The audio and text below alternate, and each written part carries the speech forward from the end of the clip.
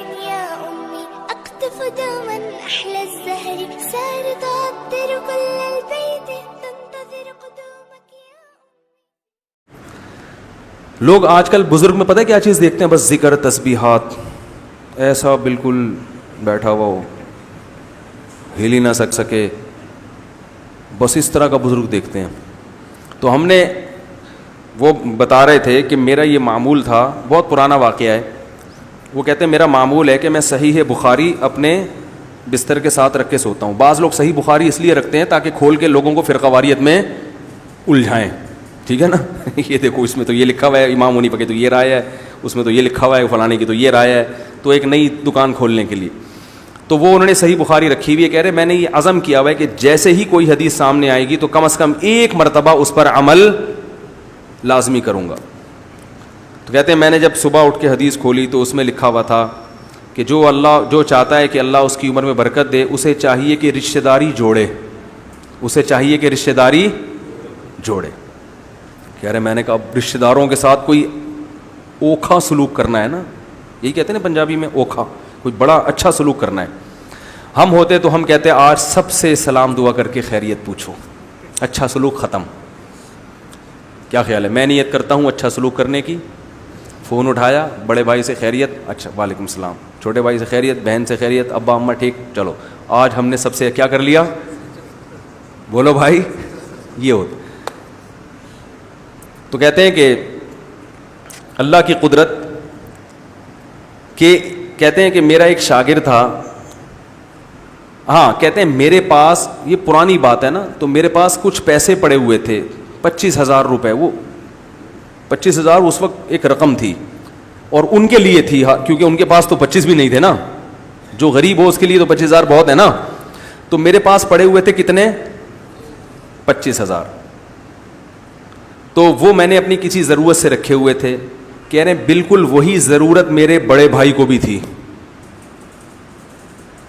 کہہ رہے میں نے کہا اچھا سلوک کا تقاضا یہ ہے کہ اپنی ضرورت کو قربان کر کے بڑے بھائی کی ضرورت پوری کر دو. کہہ رہے ہیں وہ 25,000 میں نے اٹھا کے ان کو ہدیہ دے دیے، گفٹ، کہ یہ آپ کو گفٹ ہے. ان کو یہ نہیں بتایا کہ ایکچولی ضرورت تو مجھے تھی، مگر خون تو خون ہوتا ہے نا. ہمارے یہاں آٹھا نے کسی کو دے گا اور ڈائلاگ ایسے مارے گا مگر اپنا خون تو کیا ہوتا ہے. ایسا نہیں، بس یہ جی ہدیہ دے دیا ان کو اور اپنی ضرورت کو کیا کر دیا؟ قربان. کہہ رہے ہیں اگلے دن کیا ہوا کہ ایک آدمی آیا جو میرا ہی شاگرد تھا اور خاندانی کنجوس مشہور تھا. اس کے بارے میں یہ تھا کہ مالدار بہت ہے مگر آج تک اس نے کسی کو کبھی ہدیہ، کوئی گفٹ اس کی جیب سے کسی کے لیے کبھی نہیں نکلا. کہہ رہے وہ آیا اور اس نے بڑی لجاجت کے ساتھ، بڑی عاجزی کے ساتھ 2.5 لاکھ روپے مجھے گفٹ دیے، جو بالکل توقع کے برخلاف. 2.5 لاکھ روپے گفٹ دیے. کہہ رہے میں نے کہا یہ 2.5 لاکھ، ابھی میں نے 25,000 دیے، اور کتنے آ گئے؟ 2.5 لاکھ 25,000 کا کتنا ہوتا ہے؟ 10 گنا. اللہ نے کہا نا 1 کے 10 دوں گا. اب یہ دوسری آزمائش تھی. ہم کہتے ماشاءاللہ آ گئے، چلو جی اللہ کی نعمت. کہتے میں نے کہا کہ اس کا مطلب ہے کہ اللہ کو میرا کل کا عمل بہت زیادہ پسند، تو بھائی کے ساتھ اچھا سلوک کتنا پسند آیا، لہذا یہ رشتہ داری جوڑنے کے بدلے میں یہ پیسے آئے ہیں، تو یہ سارے پیسے میں بہن بھائیوں میں، بولو بھائی، تو دوبارہ زیرو ہو گئے. وہ 2.5 لاکھ سب بہن بھائیوں کو برابر نہیں، بولو تو پھر رہنے دو، کیا کر دیے؟ بانٹ دیے.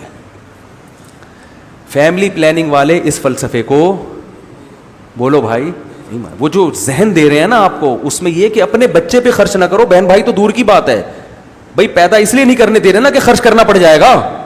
صحابہ تو بیوہ عورتوں سے شادی کرتے تھے، ان کے بچے لے کے پال لیا کرتے تھے، اور یہ اپنے نہیں پیدا ہونے دے رہے. کیسی گندی سوچ بن رہی ہے کہ نہیں بن رہی لاشعوری طور پر. انگریزوں نے یہی کیا، اپنی اولاد پہ خرچ نہیں کیا، پھر کتوں پہ خرچ کرتے ہیں. وہ کتوں پہ کر رہے ہیں خرچ، کیونکہ اتنی دولت لے کے کہاں جائیں گے. اور بڑھاپے میں کتے ان سے ہیلو ہائے بولو نہیں کرتے. بڑھاپے میں تو انسان کو اولاد چاہیے، بیٹیاں چاہیے، بہویں چاہیے، داماد چاہیے. خیر، تو وہ انہوں نے سارے پیسے کیا کر دیے؟ پبلک میں ڈیوائڈ. تو ابھی تک زندہ ہے ماشاءاللہ، ابھی تک زندہ ہے، کھا رہے ہیں، پی رہے ہیں. تو تو میں نے جو میرے پہلے شیخ تھے, جو ان شیخ کے شیخ تھے, ان کو اس سے بھی زیادہ سخی دیکھا ہم نے. ان کو تو ایسا سخی دیکھا تھا کہ اللہ کی پناہ, ہم تو کبھی کبھار حیران ہوتے یار یہ کرتے کیا ہیں. وہ جتنی آمدن ان کی زمینوں کی آمدن تھی, وہ بڑے مالدار تھے, اتنے مالدار تھے کہ وہ تو بھائی ہٹو بچوں, ان کی جو زمینوں سے پیسہ آتا تھا نا, ایسے بڑی گڈیاں رکھی ہوتی تھیں, اور اس میں سے اپنے گھر کا خرچہ نکالا جو بہت معمولی سا ہوتا تھا, وہ نکال کے باقی سارا فی سبیل اللہ. کیسے ہنسی خوشی دنیا سے گئے ہیں, بالکل آخری دم تک چہرہ کیا تھا ان کا. یہ اتنا, میں نہیں کہہ رہا آپ لوگ اتنی سخاوت کا مظاہرہ پلیز نہ کریں, کیونکہ ابھی ایک بیان سنا ہے, جب یہ بخار اترے گا آپ کو, پھر جب جیب میں دیکھیں گے پیسے ہی نہیں ہے تو پھر میرے سے آ جائیں گے, یار وہ سنا ہے کچھ زکوٰۃ وکات بھی ہوتی ہے آپ کے پاس. تو ہر آدمی کو اس حساب سے توکل کرنا چاہیے, کچھ جمع بھی کریں تاکہ کبھی ضرورت پڑ جائے تو مانگنا نہ پڑے. تو لیکن یہ جو ذہن بنایا جا رہا ہے لادین قوتیں, یہ کنجوسی والا ذہن بنا رہی ہیں, اور اللہ کو اوپر والا ہاتھ نیچے والے ہاتھ سے زیادہ محبوب ہے, کیونکہ اللہ سخی ہے. نبی نے فرمایا اللہ سخی ہے, سخاوت کو پسند کرتا ہے, اور سخی آدمی اللہ کے بھی قریب, جنت کے بھی قریب, لوگوں کے بھی قریب. اور نبی نے فرمایا کہ جو کنجوس آدمی ہے وہ اللہ سے بھی دور, اور جنت سے بھی دور, جہنم کے قریب, اور لوگوں سے بھی دور.